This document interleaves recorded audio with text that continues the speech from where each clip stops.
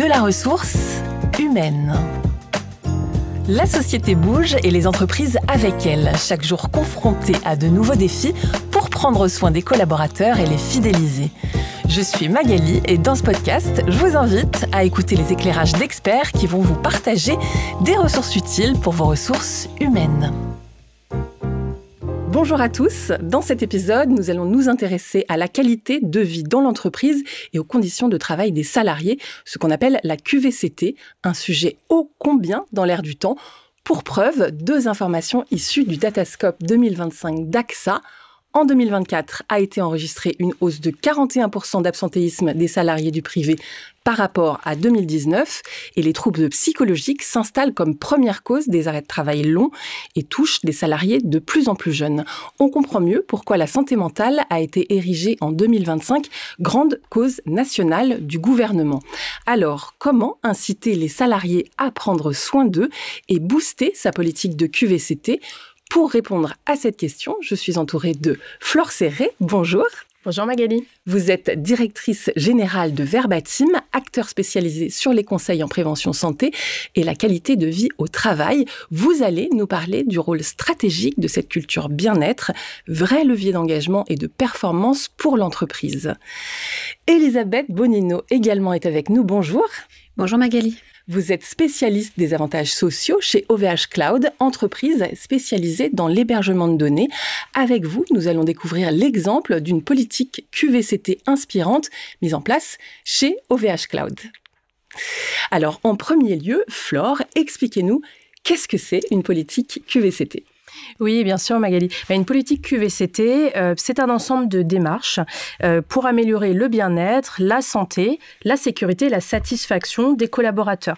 Donc, elle vise vraiment à créer un environnement de travail qui va permettre en fait de prévenir les risques professionnels, d'arriver à concilier vie professionnelle et vie privée, et puis de renforcer l'engagement des collaborateurs. Moi, ce que j'aime ajouter dans cette définition, c'est que la QVCT, à notre sens, elle est devenue indispensable parce qu'elle, en fait, pour l'entreprise, elle permet d'apporter des réponses à des grands défis d'aujourd'hui. On sait aujourd'hui qu'il y a beaucoup de tensions économiques qui sont vécues par les collaborateurs. On a aussi des défis accrus en termes de santé physique, de santé mentale, et on fait face à une population aussi de salariés qui est vieillissante. Donc tout ça, en fait, permet de répondre à une partie de ces enjeux. Et alors concrètement, ça passe par quel levier ? Essentiellement 3 leviers. Déjà celui de l'environnement de travail. Donc là, on va adresser la sécurité, l'ergonomie, les outils adaptés pour les collaborateurs. Ensuite, les pratiques managériales. Donc là, on parle d'écoute, de reconnaissance, d'autonomie.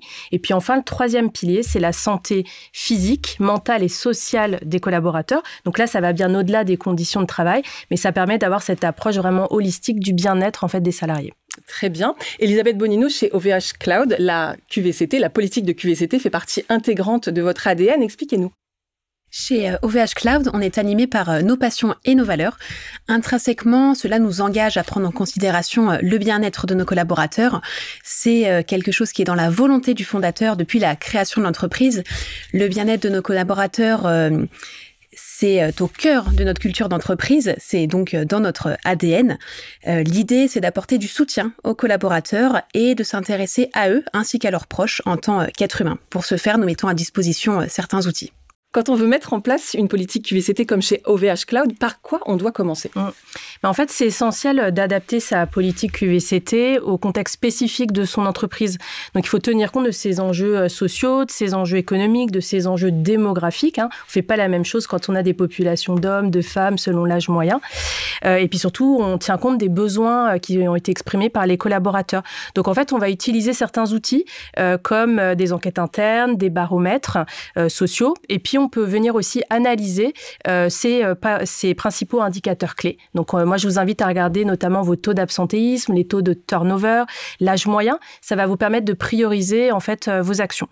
Et donc là, vous voyez qu'on est bien au-delà d'un ensemble de bonnes pratiques.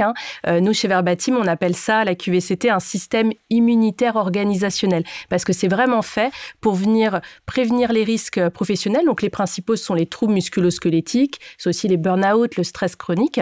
Et on est là vraiment pour venir renforcer en fait la résilience collective. Et alors, Flore, malgré les dispositifs mis en place, arrive-t-il que les salariés opposent des freins à cette préoccupation de leur bonne santé ? Oui, effectivement, nous observons encore un des freins de certains salariés quand il s'agit de prendre soin d'eux. Et donc, on en voit essentiellement 3. Déjà, ces freins, il faut quand même commencer par dire qu'ils s'expliquent très bien, hein. Un premier, c'est déjà qu'on a de nombreux salariés qui n'ont pas forcément le réflexe santé ou le réflexe prévention, tout simplement parce qu'il y a une difficulté d'accès aujourd'hui aux soins.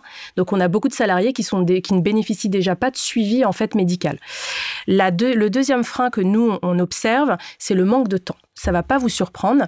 Moi, j'aime bien citer une enquête d'AXA Prévention sur les femmes qui explique que 3/4 des femmes salariées font passer du coup la santé de leurs proches et de leurs enfants avant la leur. Et ça dit bien les choses. Donc, il faut aider justement à rapprocher la santé des salariés. Et puis enfin, un autre frein qui est très puissant et aussi assez invisible, c'est la peur en fait du diagnostic, la peur d'aller découvrir du coup une maladie qu'on redoutait, qui est là. Et donc, on voit bien ici que l'entreprise, elle peut vraiment jouer un rôle déterminant en apportant en fait des actions de prévention vraiment de proximité. Et d'ailleurs, je me posais justement cette question et je voulais un peu entendre aussi Elisabeth là-dessus pour voir comment elle agissait en fait pour essayer de lever ses freins, elle, dans le cadre de son entreprise. Alors effectivement, au sein de l'entreprise, on a plusieurs leviers pour lever ces freins. On peut par exemple mettre en place des campagnes de prévention santé ou des actions de communication autour de divers sujets de santé. L'idée pour nous, c'est toujours de viser l'ensemble des collaborateurs et surtout, c'est de chercher à instaurer une dynamique qui est collective, qui donne aux collaborateurs l'envie de s'engager et qui donne également l'envie de prendre soin de sa santé, mais aussi de celle de ses proches. Et alors, l'entreprise devient de plus en plus un lieu de ressources, de soutien et de sens. Elle incarne un espace où on peut se projeter, se développer et trouver des repères. C'est un message très fort qui promet attractivité et fidélisation. Flore Serret, comment former des managers crédibles qui incarnent cet esprit ? Oui, là, je pense qu'on parle de quelque chose de très important. C'est vraiment le fait que cette politique QVCT, elle doit être vraiment incarnée par la direction. C'est essentiel et soutenu par un engagement fort des managers. Donc, on voit bien que le sponsorship des dirigeants, hein, que ce soit s'ils défendent des piliers très clairs comme la santé mentale ou le droit à la déconnexion, ça va tout de suite donner le ton et crédibiliser en fait la démarche de QVCT. Et après, ces valeurs, elles peuvent ensuite infuser progressivement dans les pratiques managériales quotidienne, mais à condition bien sûr qu'elle soit bien relayée avec conviction et surtout régularité par les managers. Donc c'est très important que ces messages-là, quand ils sont donnés, ils soient bien alignés en fait avec les pratiques que les collaborateurs peuvent observer au quotidien. On peut donc dire que ces managers jouent un rôle vraiment clé. Ouais, tout à fait. Vraiment, ils traduisent en fait les intentions stratégiques d'une direction en réalité opérationnelle. C'est pour ça que c'est essentiel quand on met en place une politique QVCT que les managers soient vraiment embarqués, mais qu'ils soient aussi formés et outillés, parce que c'est vraiment leur exemplarité qui va vraiment aider à infuser cette culture, et puis leur capacité aussi à repérer les signaux faibles. C'est eux qui vont en fait recevoir les retours terrain. Alors aujourd'hui, on parle surtout de santé globale. Elisabeth Bonino, chez OVH Cloud, vous avez su insuffler une véritable dynamique autour du bien-être en proposant des dispositifs autour de la santé physique et aussi mentale. Expliquez-nous ce que vous avez mis en place. Chez OVH Cloud, nous avons mis en place des services qui sont à disposition des collaborateurs. Par exemple, sur la santé physique, nous proposons aux collaborateurs de prendre en charge une partie des abonnements sportifs et nous mettons également à disposition une salle de sport ainsi qu'un coach sportif sur notre plus grand site en France avec la possibilité d'enregistrer les séances de sport. Et côté bien-être mental ? Cette fois, côté bien-être mental, nous avons également un service à disposition. Nous proposons aux collaborateurs un programme d'assistance aux employés. Ce programme, il est disponible pour tous les collaborateurs et leurs familles, partout dans le monde. Ce programme, il a pour but de permettre aux collaborateurs de solliciter des psychologues, des coachs, des assistantes sociales, mais aussi, par exemple, des juristes, et ce, 24 heures sur 24 et 7 jours sur 7. Nous proposons aussi certains webinaires ou conférences autour des thématiques de santé et de bien-être au travail. Et sur le sujet de l'accès aux soins, qui est vraiment un problème pour bon nombre d'entre nous, est-ce que vous proposez des facilités à vos collaborateurs ? Oui, sur le sujet de l'accès aux soins, nous accompagnons nos collaborateurs également avec certains services. Par exemple, nous proposons la téléconsultation médicale qui est disponible en France, mais aussi dans d'autres pays. Nous avons également un médecin au sein d'OVH Cloud qui est disponible pour les collaborateurs et leurs familles, et qui peut d'ailleurs être le médecin traitant des collaborateurs et de leurs familles. Nous proposons également des campagnes de vaccination contre la grippe et le Covid, et nous organisons des sessions de questions et réponses à destination des collaborateurs afin de répondre à toutes les questions sur les sujets de santé. Alors pour rentrer un petit peu plus dans le concret, je sais qu'un partenariat entre Verbatim et OVH Cloud a été mis en place en faveur de la santé des salariés, donnant lieu à une campagne d'envergure menée auprès de plus de 2000 salariés. Flore Serré, pouvez-vous nous citer quelques exemples d'actions qui ont été réalisées ? Oui, avec plaisir. Effectivement, c'était une campagne d'envergure, il faut le dire, plus de 2000 salariés et j'irais même un peu plus loin, 11 sites partout en France. Et donc, on s'est vraiment concentré avec Elisabeth autour de 4 grandes thématiques santé qui sont vraiment des thématiques qui touchaient le plus grand nombre en fait des salariés. Donc déjà, une première thématique autour du cancer du sein où on a lancé en fait la démarche avec un webinar et ensuite des ateliers sur site auprès des collaborateurs. Ensuite, sur les cancers masculins, pareil, avec un lancement par un webinar et ensuite de nombreux ateliers au plus près des collaborateurs, donc sur le terrain. Le cancer de la peau. Donc, il faut quand même savoir que le cancer de la peau, c'est un des cancers qui a le plus explosé en France, qui a triplé en 50 ans. Donc, on a proposé une vingtaine de journées de dépistage dermatologique à travers aussi les nombreux sites d'OVH Cloud. Et puis enfin, on est venu aussi s'attaquer aux troubles musculo-squelettiques. Donc là, pareil, avec un lancement webinar et ensuite beaucoup d'ateliers en présentiel, avec un format qui était plus ciblé adapté pour le travail manuel et d'autres ateliers qui étaient plus ciblés pour le travail sur écran, puisque du coup, ça joue pas tout à fait sur les mêmes endroits. Et donc, on voit en fait que c'est cette QVCT, ce programme, il peut vraiment être fédérateur et on voit qu'on peut aborder tout à fait ces sujets sensibles parce que les cancers, c'est quand même la maladie redoutée numéro 1 des Français. On peut l'aborder avec pédagogie, avec proximité et en déconstruisant un peu les peurs. Et je pense que c'est ce qui a aussi contribué au succès de cette campagne. Elisabeth Bonino, quel a été le bilan de cette campagne ? Cette campagne de prévention santé menée avec Verbatim a recueilli un accueil très favorable.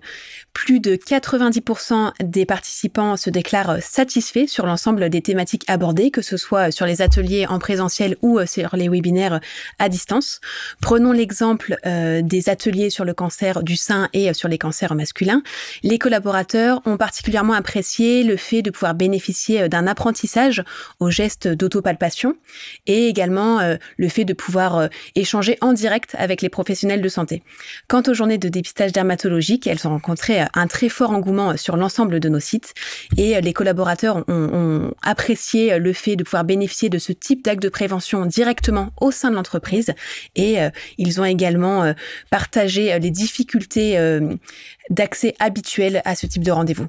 J'imagine que c'est très satisfaisant d'avoir des retours aussi positifs des collaborateurs et justement mesurer ce que l'on fait, c'est indispensable, Flore Serré, notamment pour faire évoluer ces actions. Alors comment on s'y prend et quels sont les indicateurs qu'on peut regarder ? Oui, effectivement, on ne peut améliorer que ce qu'on mesure. Moi, je vous invite déjà par commencer à regarder le nombre d'inscrits, le taux de participation aux actions qui sont proposées. On peut regarder les niveaux de satisfaction aussi, de recommandation de ces dispositifs. Pour moi, tout ça, c'est des indicateurs assez précieux qui permettent d'évaluer l'adhésion et puis l'impact immédiat, donc un peu le succès de votre campagne. Et puis, ces données quantitatives, elles offrent qu'une première lecture. Faut aller un petit peu plus loin. Et en fait, une politique QVCT, elle vient se nourrir aussi du réel, du concret. Donc, faut aller regarder un petit peu plus loin au niveau ensuite des Verbatim, des collaborateurs, les retours terrain, parce que c'est là, en fait, qu'on peut capter aussi les signaux faibles, qui sont autant de marqueurs qualitatifs qui va permettre de capter un peu plus finement ce qui se joue sur le terrain. Donc, ces enseignements, ensuite, ils vont vous permettre de venir réorienter, affiner votre politique QVCT. Merci beaucoup à toutes les deux de nous avoir partagé ces ressources utiles. Merci Magali, merci Flore. J'ai été ravie de participer à ces échanges et d'aborder un sujet essentiel pour les collaborateurs en entreprise. Les salariés sont les premières ressources de l'entreprise. Prenons-en soin en proposant des conditions de travail de qualité inspirées par les entreprises comme OVH Cloud, déjà bien avancées sur ce sujet. Flore, un dernier mot ? Oui, je vais reprendre un peu ce mot de système immunitaire organisationnel, parce que vraiment, en fait, c'est ça qui va vous permettre de renforcer votre résilience collective et puis qui va contribuer à votre performance durable. Et puis le deuxième point vraiment pour moi qui est important, c'est de dire que c'est indispensable que ces démarches, elles soient réellement incarnées et portées au plus haut niveau de l'entreprise, au niveau de la direction et vraiment ensuite incarnées par les managers. C'est ça vraiment la clé du succès. Merci beaucoup à toutes les deux. Merci d'avoir écouté cet épisode. AXA Santé et Collective accompagne les entreprises dans la construction des dispositifs à destination des salariés. À très bientôt avec d'autres solutions concrètes pour répondre aux défis actuels et à venir.